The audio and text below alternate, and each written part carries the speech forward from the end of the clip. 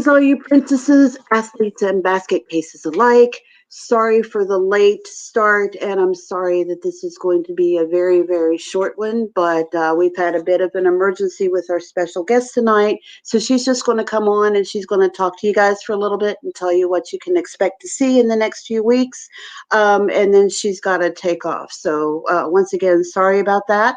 Tonight we have Counselor Jess, and she is a, what's your title? Hi, I would just like to introduce myself. My name is Jessica. My last name is Cindy. I hold a master's degree in mental health counseling. I have 20 plus years experience providing mental health services, and my specialty is substance abuse. And myself and Amber would like to have this stream, kind of on a regular basis if, people are interested and if, it goes well. Well, like Amber said, I have to get home to my family. Well, actually, my niece is having a baby, so it's good news. And but what we'd like to do is go ahead and do the intro today, and to give you guys an opportunity to think about, like what kind of things, would the public really like to know about? Like what's some of the biggest issues and some of the most frequent questions and things like that. And the thing that we would kind of like to focus on a lot too is not necessarily, being in addiction yourself, but, being a friend or a family member of someone that does suffer with the disease of addiction. Because, there's a lot of, misconceptions out there. We know that, it's a horrible, horrible stigma, and, it prevents a lot of people from even, wanting to speak about it. So we would like to talk about, like I said, like what do you do? How do you provide that support, to that person? Or of course, if you're suffering with, like I said, the disease of addiction yourself, hopefully I can be helpful to, people in those areas. So for the next stream, I'll like to give you a little homework, but it's not written homework or anything like that. So don't already turn me off. But like I said, I'm not going to ask you to write an essay or anything such as that. But, as I mentioned, that's what I'd like for you guys to do. Come up with some questions or issues, that you feel are important or that you're struggling with or that you just want more information on, basically. I welcome your participation. And like I said, I mean, like, this is my passion. It's what I've done for 20 years. And, like, I want to see everybody well. So, and I know it's impossible to learn to cope with a problem or to resolve it, to even start to understand it. If number one, if you're the person suffering, if you're not even able to admit that, there is a problem. And, as I said, we may love our family members or our friends so much and we want so badly to help them, but we just kind of don't know what to do. And, like I said, it's uncomfortable for people to talk about and things like that. So, of course, we don't want to attack that person. And, we don't want to, like accuse, because, a lot of times when people are in recovery, we worry constantly they're going to relapse. That's just a constant worry whenever you have, somebody that you really care about. But then, as the person that's suffering with addiction, it's also, so troubling to them if I continue to ask them, are you, etc. Because, number one, it puts them on the defense, especially if they're not using. And, like once you've been through that, it's really hard to know how to deal with that. So, we want to talk about, some of the things you can do to encourage and some of the things you can do to support your loved ones. We're going to, talk about, maybe ways to recognize, the triggers or the behaviors and things such as that. And that's, like I said, that's both for people that are suffering with addiction and those who are suffering with trying to support that person. So we want to just talk about, like how you speak to that person, and what's the most productive ways. And because, we all know that no matter how much we love somebody, we have no control over their behavior. Obviously, we know this. So, it's not going to be anything like, well, here's what you can do to try to, you can't, you can support them and you can be there for them. But of course, ultimately, it's up to them. But there are ways that we can, cope with it better, that may be more productive for everybody in the long run. So be sure to look out for our next stream, which we're going to schedule shortly. And Amber and the BCF will also be doing a stream addressing some of the some of the things that, that I've spoke of already. On that note, as someone who knows BCF, I can tell you that, Amber, myself and Amber, we've been friends for over 10 years. So, she has some experience in this as well. And she has a lot of input that's helpful and that, she's educated on. So I'll be seeing you soon. Until then, remember that that each of us, a criminal, a brain, an athlete, a princess, and a basket case will all be here. Yes. But like I said, I really look forward to, getting this up and running, because I really do feel like it can be very, very, very helpful for, both sides, for the people that are struggling with addiction and people that are struggling, trying to be supportive and, trying to hold their family together. And, addiction, as we know, is, it's chronic, and it can really change lives. And I know a lot of people that have lost people to addiction, and I know there's a lot of stigma to it and everything. And it's kind of hard, to even be able to discuss your feelings and stuff with the, I don't want to say, you can't see me, but I'm making air quotes when I say the normal population, because, a lot of times they don't understand. So, and you feel alienated and you feel isolated. So, I'm really looking forward to, hopefully we'll get this off the ground, and we can help some people. Yeah. But until next time, Amber will take the floor. So I just want everybody to thank everybody for coming out and for making Counselor Jess feel welcome. I'm hoping that this is going to be a regular thing. Maybe we can do it once a month or so. Maybe we can, collab with some of the other channels that focus on recovery and sobriety as well. There are some unpleasant things, that we've been seeing lately in YouTube, a lot of things that are getting thrown around. And I think it's time that some, not just positive vibes get sent out, but also some factual vibes, because what I've been seeing are a lot of accusations being thrown around, and that is not conducive in my mind to sobriety. It's actually something that can trigger somebody and set them off. We don't want to trigger somebody into a relapse. Accusations, name calling, nothing like that.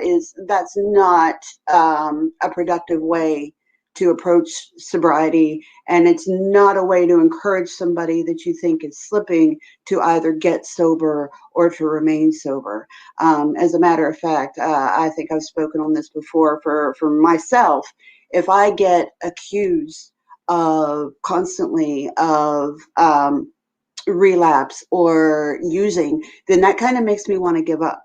We don't want anybody to feel hopeless or helpless, because that is where things start to get dangerous. Mm-hmm. And, accusations are kind of the worst. But I know Counselor Jess has to go, and I appreciate you so much for coming, girl. She went through a lot of trouble to be here, and I am so sorry that, we didn't get more, but she is going to be back. So everybody just take a minute, please, to thank her. She had to drive an hour to get here. And, she's given her time and her expertise, and she will be back. When do you think? Maybe in a week? Yeah, we can do next Monday. Okay. And, I really would like for people to, get in your head, like, what do you guys want to talk about next time? Yeah. Because nothing's off limits. Nothing's off limits. And, I know that a lot of times we feel like, what more can I know? But, there's always more we can know about everything, different things. So, like I said, I've been doing this for over 20 years, and it never gets easier. But the thing is, we got to, have that stamina, and I know that when it comes to our loved ones, we don't give up. So, right. Yeah. Oh, Brutally Lauren, she has an awesome channel, and she focuses a lot on recovery too. Okay. I didn't know you had those kind of credentials, Lauren. So yeah, we could definitely. Yes, that would be great. Yeah. Yep. Definitely get together and, collab if you want. So, And, I don't know if, like, I am kind of older, and like all the, like the YouTubes and all that stuff, I'm not real skilled, but I know that I provided Amber with documentation of my credentials, just in case, we got any, skeptics. I can understand that too, but, like I said, I have my bachelor's degree, and of course it's in sociology, and my minor's in criminal justice, and my master's degree is a master's of education in mental health counseling. So to make a long story short, girlfriend knows her shit. Yes, and not to be, have the, and I'm not narcissistic, okay? Oh, you should be proud of that. Yeah, that's what I say, but I am, and like, obviously, this is what I was meant to do. It's my passion. I've done it for over 20 years, and like I said, if I can help one person, even one, then it's all worth it for me. It is. Like addiction is one of the saddest, these are the saddest people, that I've encountered in my lifetime. Yeah. And, and it's especially now, like I said, the stigma is just so outrageous. And like, you hear it all the time, that's they did that. Well, it is true, that the first time somebody chooses to do that, they are making a choice to use an illicit substance. Absolutely. But, in my 20 plus years experience, it is true. The statistic, I'm not sure if it's changed much now. This is kind of older statistic, but like 85% of people that suffer with the disease of addiction, they also have a co-occurring mental health disorder. So a lot of times, yes, that person did choose to use that substance, but, they're self-medicating. And I'm sure a lot of you guys are aware of that term, and that's a legit thing.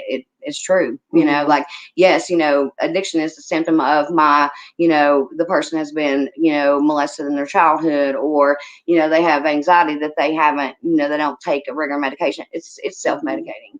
So, early in my career, of course, the main thing was, deal with the diagnosis of addiction. Well, yeah, we have to do that, but until we deal with what it is inside me, that is precipitating this use of substances, I got to get in there and find out what that is, because if I can't learn how to deal with that or manage that or resolve it, then I might stop using substances, but then I might go start gambling, or I might there's lots of ways that we do those things to try to self-medicate, and it's just so destructive. It's so destructive. Right. Yeah. And one of the things was, you mentioned stigma, and for me that was the biggest thing. Absolutely. If it wasn't for you, I wouldn't have gotten as far in my recovery. So I just want you to know, like, you are 100% responsible for keeping me on that path. Like, if it wasn't for you, I probably wouldn't be here today, for real. Oh, appreciate that. Yeah, this woman is the reason why I have 2 years of sobriety today. And I'm so proud of you on that, Amber. Thank you so much. Because it's not easy. Everybody knows it is not easy. And I would never lie and say that it is. Yeah, and how like it gets easier. Well, yeah, the longer you have in recovery, that's true. It does ease up a little bit. But it's tough. It's tough, you guys. Like, then if you decide, there's so many things we can talk about. Whether we can get, because there's many ways to get medicated assisted treatment. And then there's also the stigma of that. People that are, getting Suboxone or methadone, which, we know those are the common drugs prescribed to, for the disease of addiction. But, then there's, like people that are on those medications that aren't allowed to a lot of meetings because that's not considered being abstinent. And a lot of people still don't consider that recovery, even, being in recovery. Right. So like I said, there's so many things we can talk about.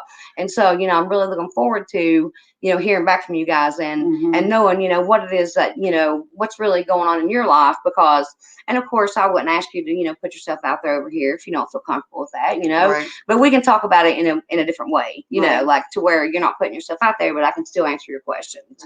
And I would love to encourage people to come up and share their stories. Absolutely. If they're comfortable doing that. Absolutely. Because that is the first step to getting rid of that stigma. Yep. The great thing about YouTube, as I've said before, is that it's the great equalizer. You don't have to be public about who you are, and you can still come up and speak openly about your story. And we would love to have folks come up on panel, if you want to talk to Counselor Jess, or you just want to tell your story without an interruption. Yes. There's never going to be any judgment here. You're never going to hear somebody accuse you of faking your addiction or faking your sobriety. Nobody's going to accuse you of not supporting. The only way that you can not support sobriety is by attacking somebody either for their sobriety or for being an addict. And that's an absolute no-no here. You won't get any of that bullshit.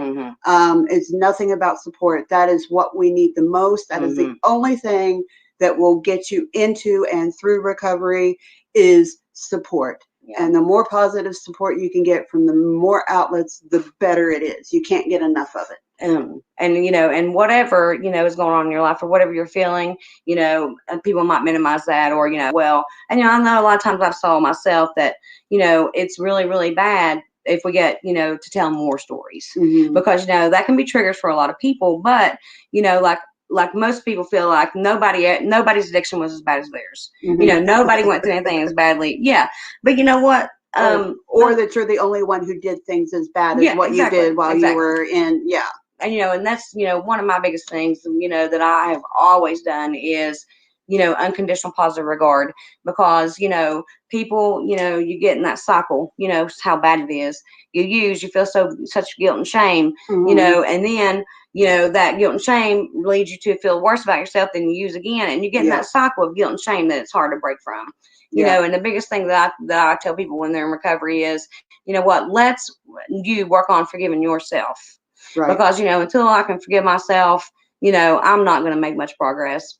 And, and I love to tell people, stop kicking your own ass, because there's a whole line, life already beats our ass. You know what I'm saying? So that's one of the number one things is, in order for you to, be successful in recovery, you really have to work on forgiving yourself. Yes. Because, until you can forgive yourself, it's just not going to go well for you. Yeah. And for those people who want to attack you or tell you you're not good, or place that stigma back on you, that is only a sign of their own ignorance. I actually had somebody attack me recently and tell me that I was a disgusting person because I had a near relapse about back in July, which I spoke about on here openly when I was being attacked on YouTube.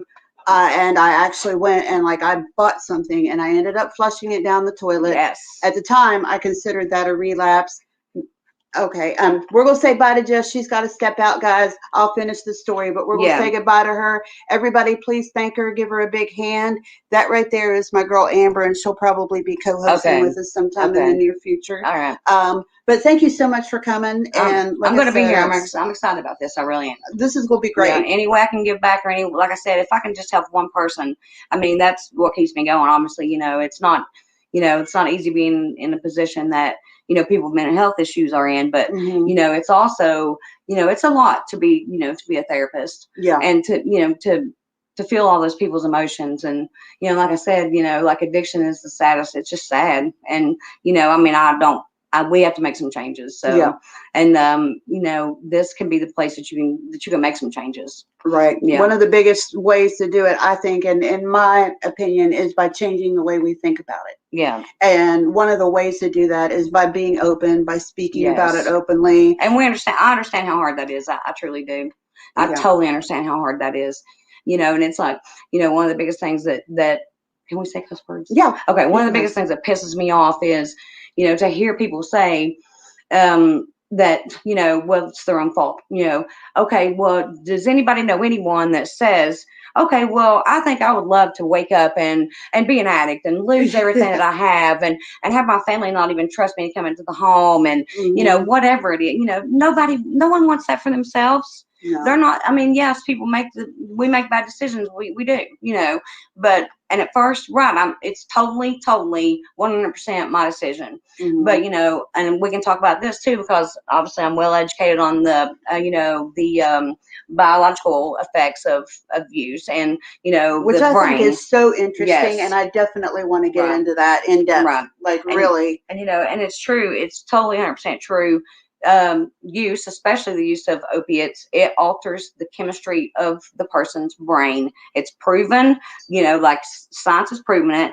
There are many studies that prove that is true. So people don't believe it. However, the tolerance and the withdrawal, and and people don't understand, but it truly does alter the chemistry of the brain.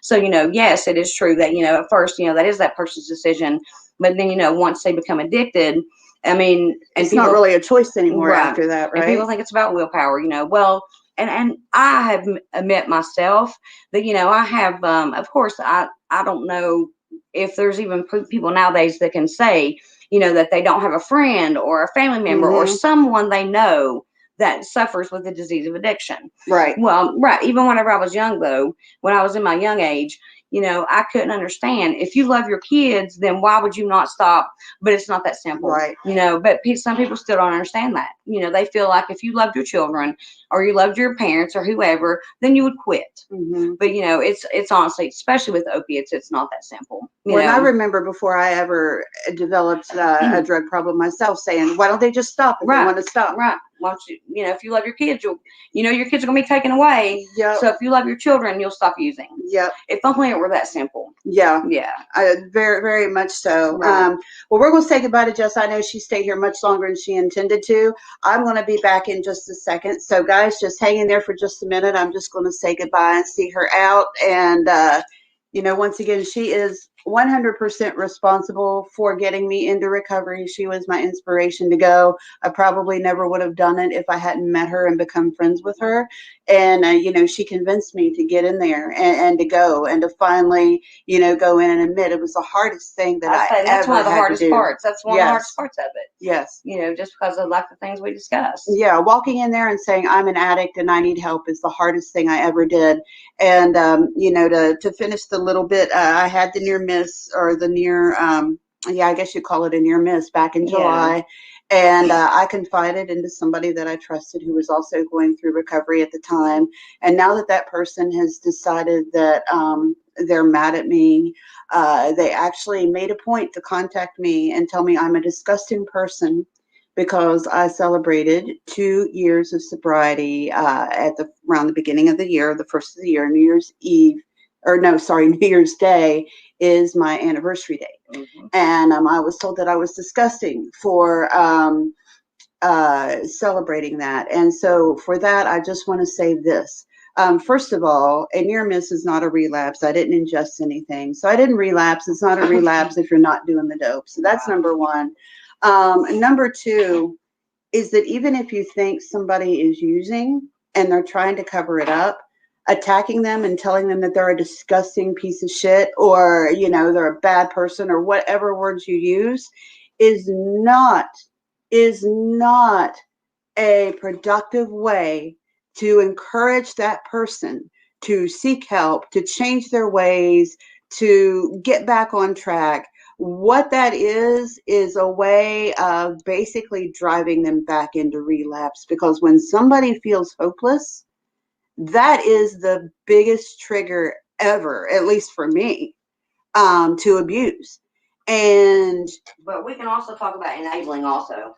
Yes. We really need to talk about that. Yes, there's a fine line between support and enablement. Right. Definitely. Enablement, is that a word? Enablement? Enabling? Enabling.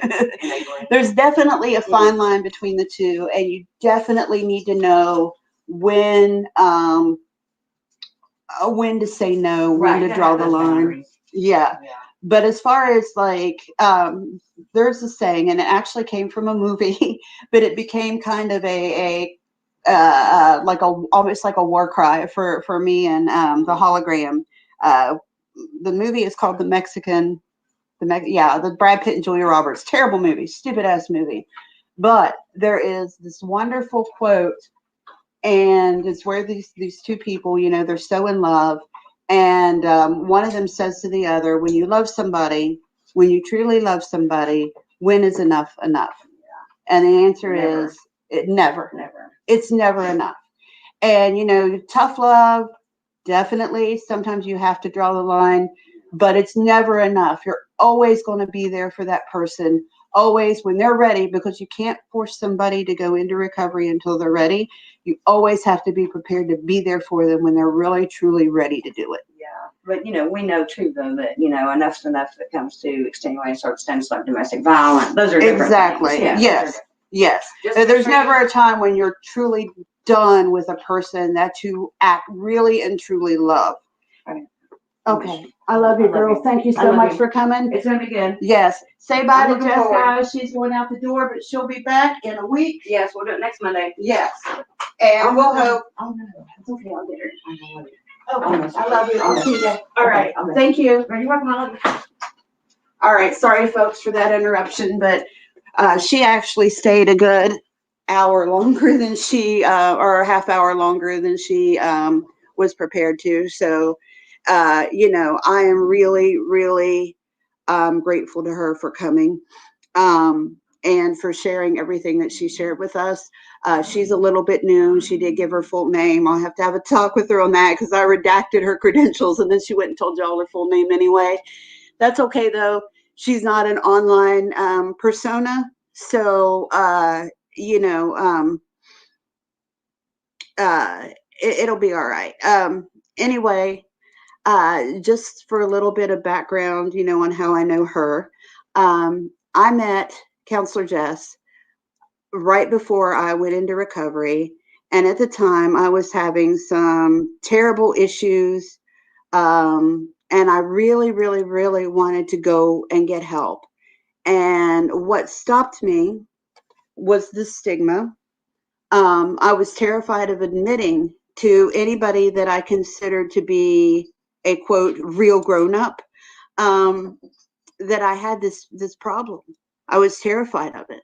And I was terrified of being put on like a junkie list, or, you know, being labeled in my medical records as an addict and maybe not getting the help that I need.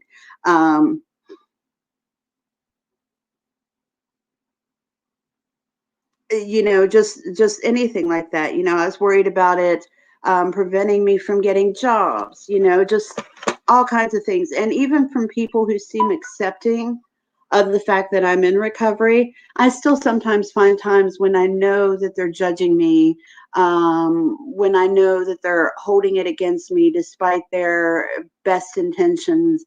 And it's something we're always going to have to struggle against and to rise above. But the more we talk about it, the more open we are and the less ashamed we are when we talk about it, the less stigma is going to be put on us.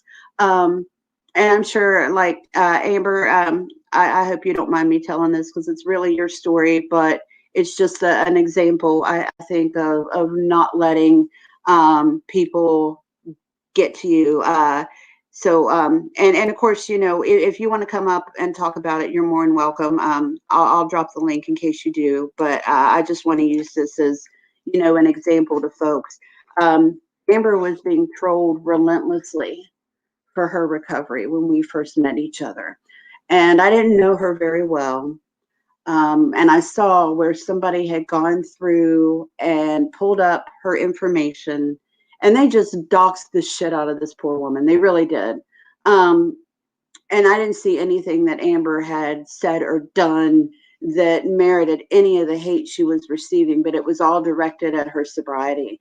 And they published pictures of her mugshots and they made up things just for funsies. They made up stuff to go along with the true stuff. So it got to the point where you couldn't even separate the truth from the lies. And so many people pick this up. And, you know, it happens sometimes, you know, you hear a lot of people say things and you're like, well, so many people are saying it, then there's got to be some truth to it. Here on YouTube, that's not always the case. If enough trolls pick up on something and it gets repeated, then complete and total lies can get spread around here so fast and heralded as the truth because so many people are repeating it. And that does not mean it necessarily has merit, as in Amber's case. But what really makes me angry about this is when other people try to take ownership of your story and to tell it for you or in your place. And I believe that is absolutely 100% wrong. And like I said, Amber and I barely even knew each other. And I messaged her and I was like, hey, like, I didn't even know she had a channel at the time, actually, I don't think. But I was like, hey, I know we don't know each other very well, but, you know, I just wanted to let you know that I'm in recovery too. And you don't have anything to be ashamed of. And really, I think what we should do is both of us should go on and you can tell your story, you can tell your truth, and I will go public with my story. And, you know, we'll just rabbit the fuck out of these Papa Docs because that was what they were doing. Was like, I don't know, it just made me think of 8 Mile where they tried to take B-Rabbit's story and twist it into something shameful and dirty and wrong. And that's exactly what they tried to do to Amber. And this is what I said at the time. I said, you know, you've done things and I've done things in our past that we are not proud of. And it's hurtful to think about, but we do, in a way, have reason to be proud of our stories, because that person that we were back then is a completely different person from the person we are today. And what we have to be proud of is that we have overcome that and we have left that bullshit behind us. And I'm sorry, but if you have not been down to rock bottom and you have not experienced an addiction, the levels of addiction that are the point where you feel like your very survival depends on this drug. And actually, in some ways, it actually does, believe it or not, as Counselor just was talking, and we'll get into in later streams, your body can become so dependent on these chemicals that you can actually get sick and die by trying to go cold turkey off of them. That's a fact. That's a medical, scientific fact. You know, it can cause cardiac arrest. It can cause strokes. You know, it can cause all kinds of issues, which is one of the reasons why sometimes medically assisted recovery is necessary. And yes, Amber did make a video and put every single mug in it. And I am so proud of you for doing that. Actually, if you still have that, Amber, like, I would love to show it. Is it on your channel? Like, I mean, if you don't want me to, that's fine. I won't. But if you don't mind, like, I would love to show that video that you made, because I think it's beautiful. And I think the impact is just amazing. Do you care if I show it? Can I get your permission for that, please? And give you a minute to respond while I look for it. But I just feel like it's necessary, and I would really like to make it, in addition to having like monthly recovery streams, I would also like to do, you know, like a tell your story day.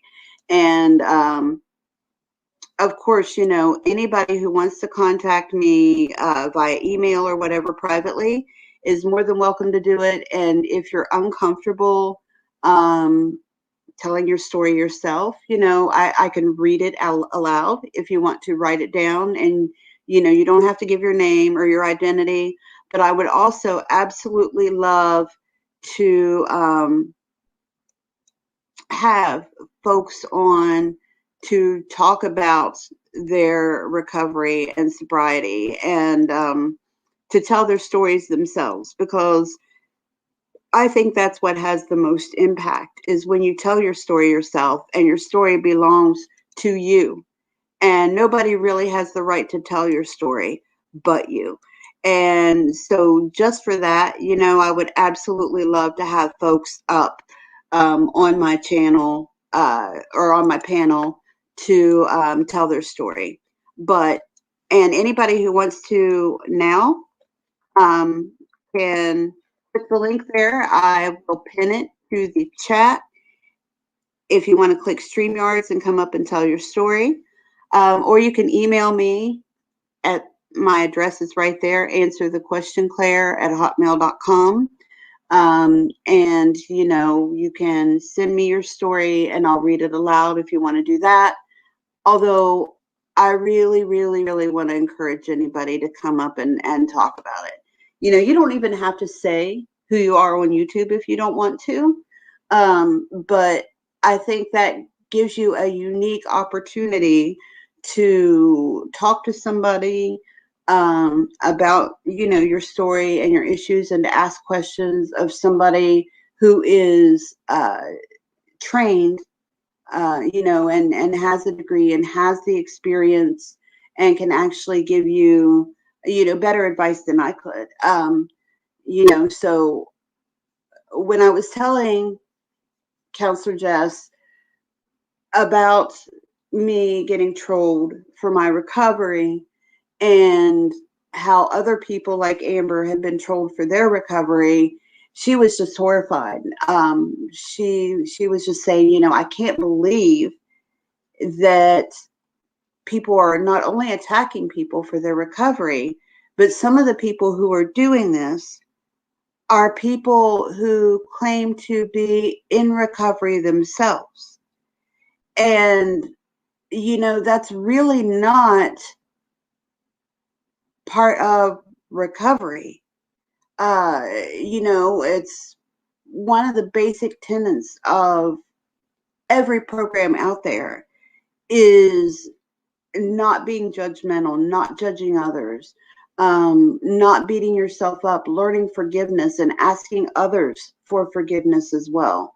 And the absolute worst thing you could do as a recovering addict is to attack another recovering addict for their addiction, especially if that person is brave enough and strong enough to get up and hold their head up and tell their story. When you attack somebody for their addiction, you are not supporting sobriety. You aren't. You can tell yourself whatever you want to tell yourself, but attacking somebody who is an addict for their addiction is not supporting sobriety. Calling them disgusting is not supporting sobriety. Making fun of somebody is not supporting sobriety. That addiction is serious, no matter what your addiction is. It's a serious issue. It's a disease that could actually be fatal. And your words, spoken through spite and hate and unkindness, could actually cause somebody to hurt themselves. Think about that. Think before you speak. Words matter. The things you say matters. And if you are publicly attacking somebody and saying hurtful things to them, you could be the cause of their relapse or something, God forbid, worse. That's not recovery. It's not. You may be in recovery, but those actions are not representative of somebody who has a healthy mind or a healthy approach to sobriety and recovery. Sobriety is not a weapon. It's not something that we use to hold ourselves above other people as better than they are. Sobriety is not a club that we beat our fellow addicts about the head and shoulders with. It should be your your number two goal as a recovering addict to be there and support other people who are in recovery as well, and to reach out with love and kindness to somebody that you believe is in a crisis. And I'm sorry, I know I'm soapboxing a little bit, but this is dangerous. It's a dangerous behavior I'm talking about.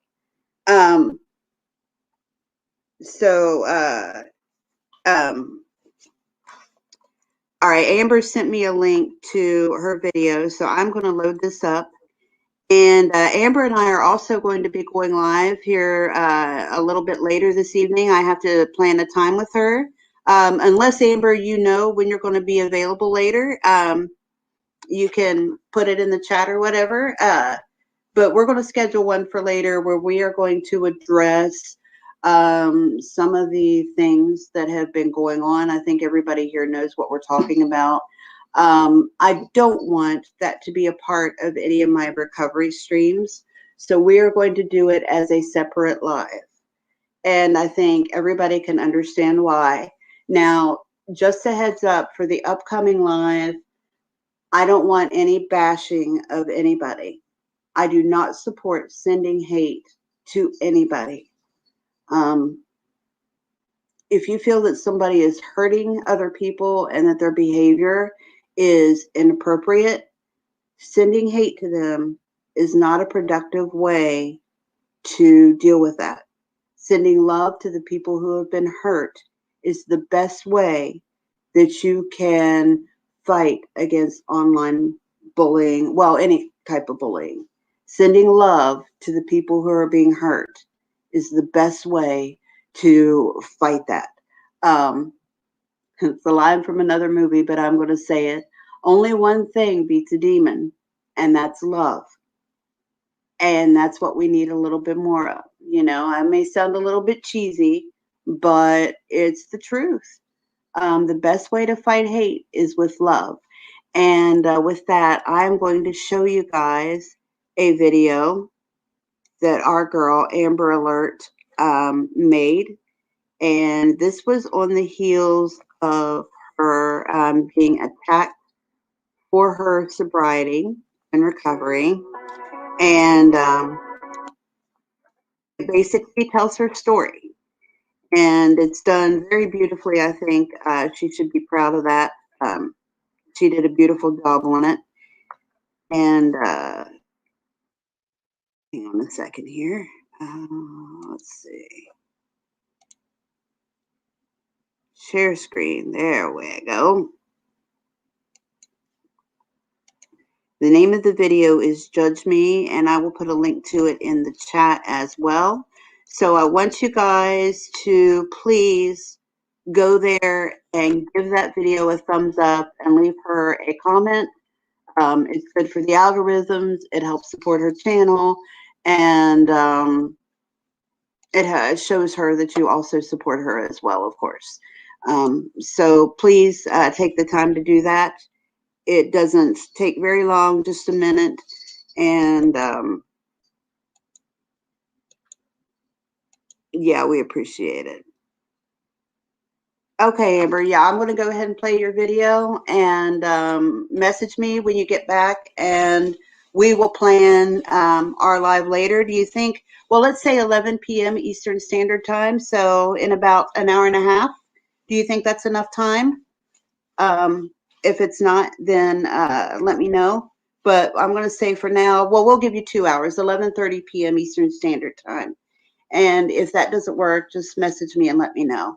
Yes, Mr. Earls, it's from Natural Born Killers, yes. So let's see. Here is Amber's video.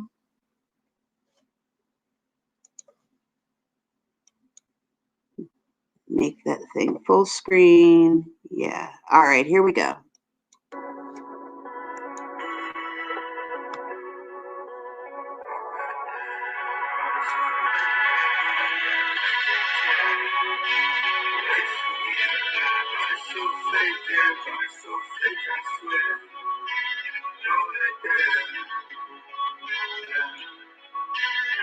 Take me away from here. Everybody's so fake, everybody's so fake, I swear. But I don't wanna go like that. Everybody's so fake, everybody act like they care. Take me away from here. Everybody's so fake, everybody's so fake, I swear. But I don't wanna go like that. Everybody's so fake, everybody act like they care. Everybody act like they care. I wanna fuck with everybody act like they care. I was dying and nobody was there. Please don't cry, baby, life ain't fair. I run away from my problems. I do the drugs when I want them. I ran away from my mama. Don't bother me with no drama. Now I'm looking for a ghost girl. I ain't never gonna fuck her. Pain pills for a coke girl. No, I gotta get out first. Now I'm looking for a ghost girl. I ain't never gonna find her. You are everything I know, girl. Ain't it funny how life works?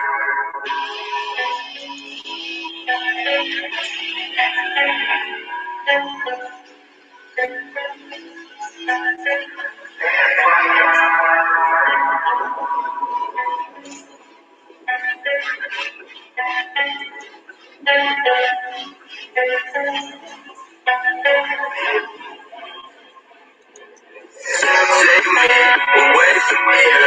Everybody's so fake, everybody's so fake, I swear.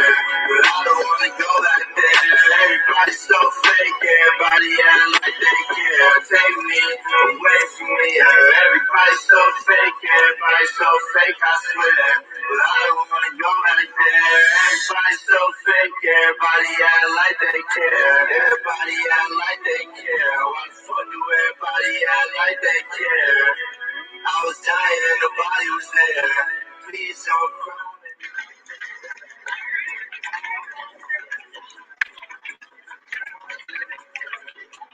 I ran away from my mama. Don't bother me with no drama.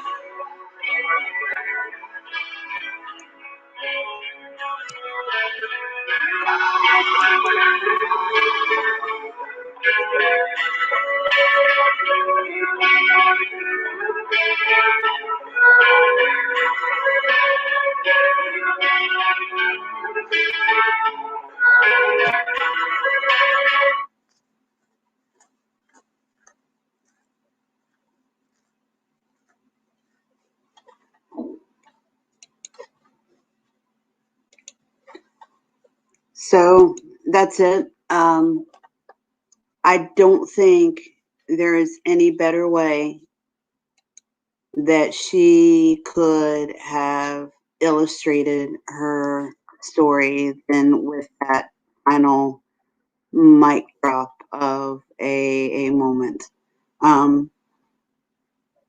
It's just beautiful, in my opinion.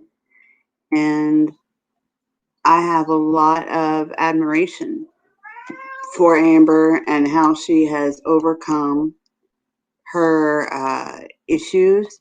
And can we take 1 second to acknowledge that gorgeous fucking mug right there? That's a mug shot, ladies and gentlemen. Look at that shit. I mean, you tell me. Like, does she have anything to be ashamed of? I mean, I just have to acknowledge that. Like, the girl is freaking gorgeous, even at her, like, worst moment. I mean, to have a look at that picture. I mean, seriously. But, all joking aside, I honestly, I told her this at the time, and I 100% meant it. She doesn't have anything to be ashamed of at all, and she should be proud of her story, because regardless of the fact that, she did some things that aren't perfect, she's overcome that. And she created life. She, has pursued her dream as a dancer. She gave the gift of dancing to other people as an instructor and as a performer and as a choreographer. And she left that destructive life, those destructive habits, and that destructive behavior behind her. I think many folks would agree with me when I say that when we are active in our addictions, we are a completely different person than we are when we're sober. I know I am. I would never do the things that I have done when I was deep in my addiction.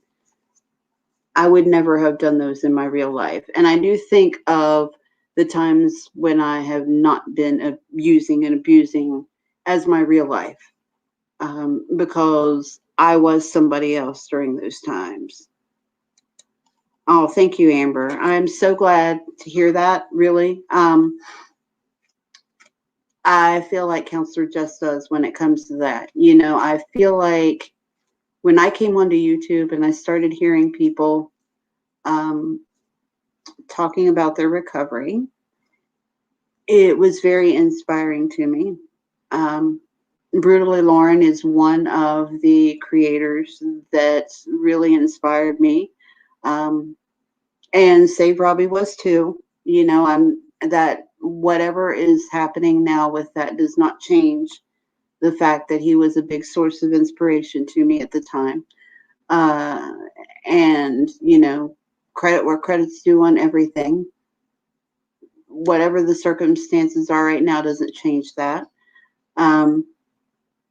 And Nicole, and I swear this is awful, I can never remember her last name, and she uses it on her channel, but her channel is Real Talk Recovery. And she's wonderful. What she does and the amount of time and energy that she puts forth into helping other people through their recovery and with their recovery is just mind-blowing to me. And I could never in a million years equal what she does, but I would like to contribute, in my own way. And I think that maybe I might have found a little corner, a little niche, where I might possibly be able to fill that. So that's what I'm trying to do, is just a little bit of, I guess, remodeling, you might say, with my channel. And of course, it's not all going to be serious all the time. If we can get things together with the animal shelter, I still want to do that until we can get, a commitment from them, though. It's kind of on hold until that happens. But, we'll be doing some more, maybe some true crime stuff. And if we get enough subs, then, there's going to be some really nifty things coming up. I think, we may actually even get into some giveaways and stuff like that. I have a lot of things I want to do as far as this channel goes, and, the direction I want it to go in. One of the things that I do want to make clear to everybody, though, is that I am not going to be a drama channel. There are a lot of things that have happened over the past few weeks which were very disappointing to me. I went back into the workforce at the beginning of the year. And, well, actually, it was at the end of last year, but I didn't officially become an employee until after the beginning of the year. And I'm not going to say where I work because I'm not, but, it's a retail job, and I just happen to love it. And this particular place is not like a normal retail place. It's not like Walmart or something like that. It's kind of a mom and pop almost kind of establishment. And I just love working there. It's strange because I work for some big corporations, and, I work for Amazon. I work for the post office. I work for Medicaid, West Virginia Medicaid. Many different jobs, and they've all been, what most people would consider good jobs, but I've never felt as happy or fulfilled working at any of them as I did here. So anyway, I'm sorry I went off on a tangent, but my point to bring that up is the fact that over the past few months, I've been more concerned with real life than I have been with YouTube. I've been spending time with family. I've been reconnecting with old friends. I have, been reconnecting with new friends as well. And then I got sick. Back in 2015 or so, I had my gallbladder out, and I developed what's called post-cholecystectomy syndrome, which is basically a fancy way of saying my body doesn't like not having a gallbladder. And I was very, very, very ill and threw up for about 2 months straight until it finally settled down. And I was told by the doctor that this is an issue that can kind of like pop up and then go away, and pop up and go away. And, that it's just something I'm going to have to deal with, unfortunately. So I kind of had like a relapse or a recurrence of that in February. And I was sick for 2 weeks, got better for about a week, and then was sick for a couple more weeks. While I was away from YouTube, and in the bed sick and throwing up, some people took it upon themselves to start some vicious and nasty rumors, and some other people took it upon themselves to break the deal that we had had to leave each other in peace.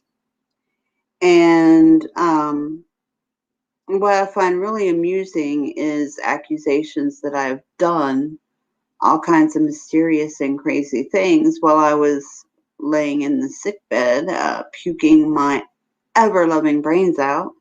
But what I find very upsetting is that somebody who claims to be my friend, or claimed to be my friend, is making accusations, believing rumors, and perpetuating these rumors without ever taking a moment to get my side of the story. I know that if any friend of mine if somebody came to me and said somebody that I cared about was doing something that I felt was very wrong, not even necessarily if it was directed at me, but of course I would do that as well, especially then. But the first thing I would do is go to that person and say, this is what I am hearing, and this is what I'm seeing, and can you please tell me what's going on? That would be my very first reaction, would be to go to them and to try to understand what happened, what the truth was. I feel like anybody that I put time and energy into as a friend deserves the respect and dignity of being given the chance to face those accusations head on.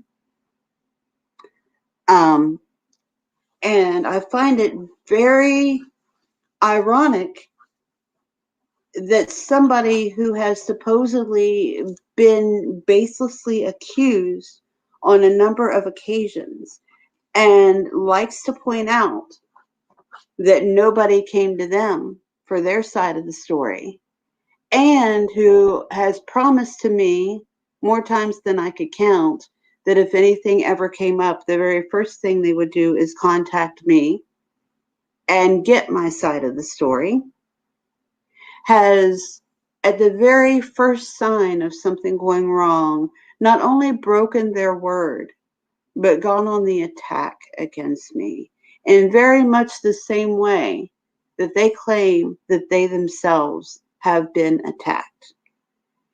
And there is nothing they can say or do that will make these rumors true.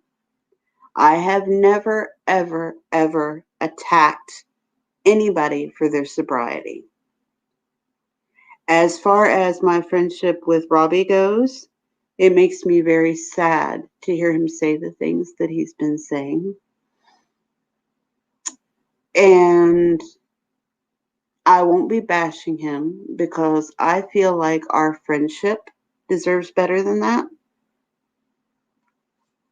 But I will say this. As I have said many, many times about a lot of other situations, and as he himself has said many times, especially about the Mommy Rambling situation, if it happened, show the proof. If you're not showing the proof, it's because that proof does not exist. You will never find a video that, as you claimed, I was on bashing your sobriety. You will never see that video because that video never happened. I have always been a very loud and very strong supporter for Robbie, but also for anybody that I consider my friend. And I would never do something purposely that I think would hurt them.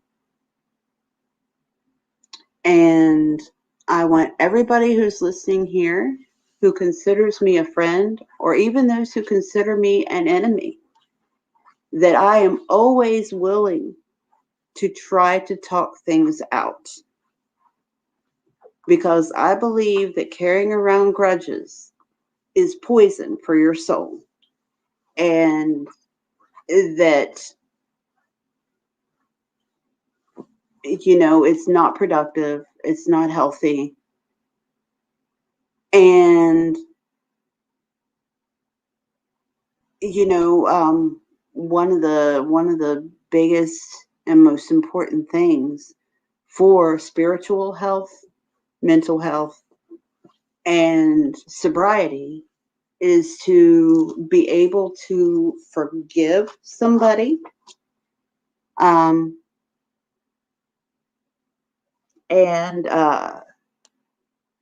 kind of move on. But there are some things that I do want to say, and I'm not going to go much more into that right now because I want Amber to be here, because she has also been baselessly accused. And if there is anybody who wants to speak on this at some point, you are welcome to come, as long as you keep with the rule that there is to be no bashing and no attacking. You can tell your side, if you feel like you're being attacked. I think everybody has the right to defend themselves. But the two most important words here are respect and dignity. And I'm going to insist on that for anybody who comes onto my panel to discuss another YouTuber or creators, whether they're subs or whether they're content creators. If you're going to come on and you're going to talk about them, whether it's something positive you have to say or something negative you have to say, that we treat that person and the situation with respect and dignity, regardless of what their behavior is like. So here at 11 p.m. Eastern Standard Time, which is 1 hour and 19 minutes from now, I'm going to do another live stream. I've already scheduled it. I don't have any thumbnails or anything for it, but it is already scheduled. And so all you have to do, if you're not already subscribed, is subscribe and hit the bell to get the notification. I will go ahead and put the link in the chat. Give me 1 second here.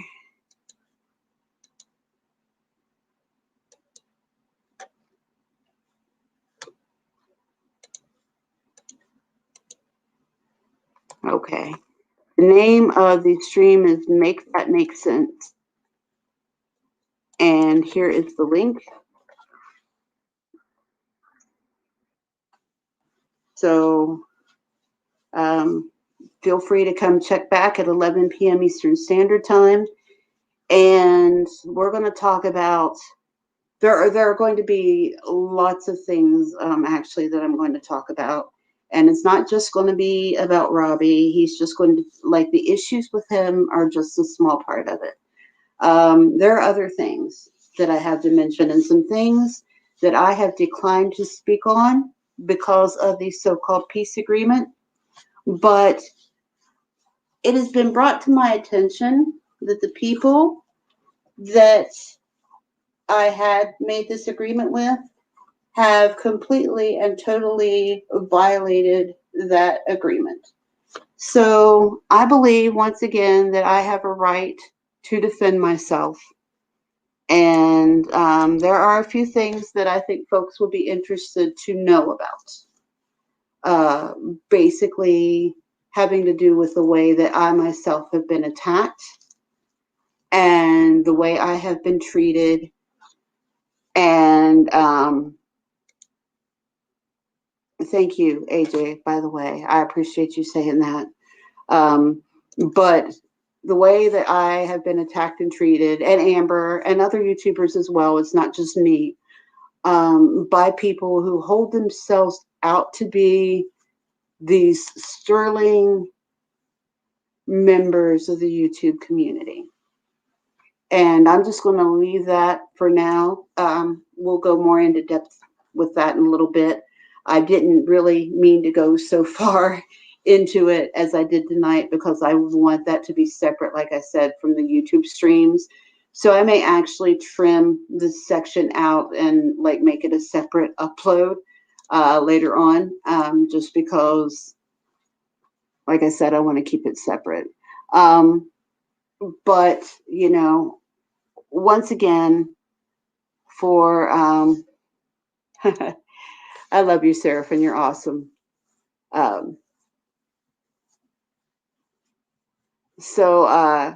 Anyway, come back here in about an hour and 16 minutes.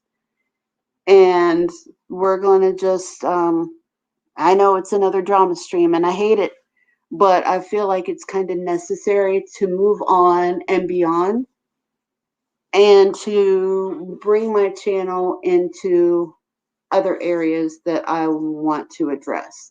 So basically, what I'm doing tonight is going to be a bit of closure for me. If the people that I address, whose issues I address, want to come on and talk or take a link, you're more than welcome to.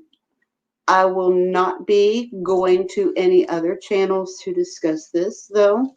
So just so you know, if you want to sit on your channel and take a link, BCF, take a link, ain't going to happen. I am not going to be your content. And yes, I said content. Use your mind and come up with something creative if you need something to talk about. Because really, it's becoming extremely unoriginal to choose me or Amber as your draw for views. You know, it may be the easy thing to do, but it's also pretty lazy behavior, in my opinion, and very unoriginal at this point. Okay, AJ, well, we'd love to see you. If you make it, that's great. If you can't make it, I totally understand. I'll never be mad at anybody if they can't make it to one of my streams. I'll never give you shit for going to anybody else's either. I had to throw that out there. Sorry. If you missed the live stream, we'll have more coming in the future. And, you know, you can always watch it after the fact too. But, you know, I'd love to see you there if you do make it. So, and I appreciate your support. No, I think that's going to happen tonight, Seraphin. I think Amber and I are going to talk about that tonight. The recovery stream, you know, that I planned for tonight, you know, didn't happen because Counselor Jess had an emergency. So she only got a few minutes on here to kind of speak and give everybody an idea of what's going on. So I think before we actually have those streams and start doing the serious work, I want to put the drama part behind us and get some closure on that. I find it really hard to to forgive people unless they admit what they did and apologize. I'm looking at you, Space Monster. Yes, I got your voice message. But anyway, without admitting to me, you know, at least taking responsibility for things that somebody's done, I can't really forgive them for doing that. And that's a fault on my part. I should be able to, but I can't. But what I do find upsetting is that there have been a lot of fingers pointed my way to cover up for the fact that these people have been systematically attacking me for the better part of the year. And, you know, I just think that some light needs to be shown on some of this bad behavior. And unlike these people who make accusations without showing proof, I have mine. Now, I won't show every single bit of proof I have of everything I say tonight. But if there's something somebody feels that I need to back up, you can call me out on it. I guarantee you I got it. I will never, ever, ever state something as a fact if it's only an opinion or a theory. I may say this is just my opinion or this is just a theory, but I will never say this person did this if I don't have proof of it. And I've got some pretty good proof of some pretty fucked up shit. We'll just say that for now. I'm waiting on Amber for to really get into it. But at any rate, I want to let everybody know how much I appreciate you guys and everybody who has stuck by me, has stuck by my channel, who has come and showed up for my live streams and even put up with the fact that some of them are late sometimes, like tonight's, and I'm going to work on being better for that.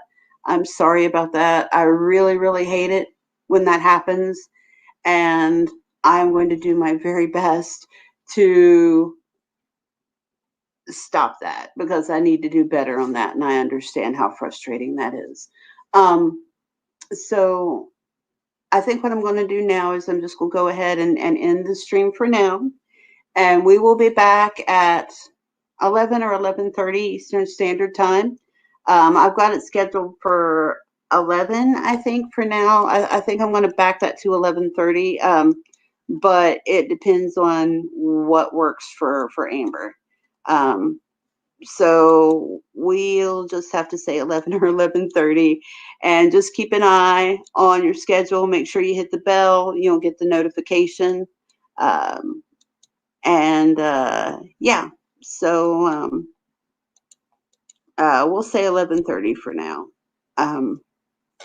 Anyway, that's it for the moment. See you guys in about an hour and 40 minutes. Until then, remember that we were all brains, princesses, athletes, criminals, and basket cases. Sincerely yours, The Breakfast Club. See you in an hour and 40 minutes. Bye for now.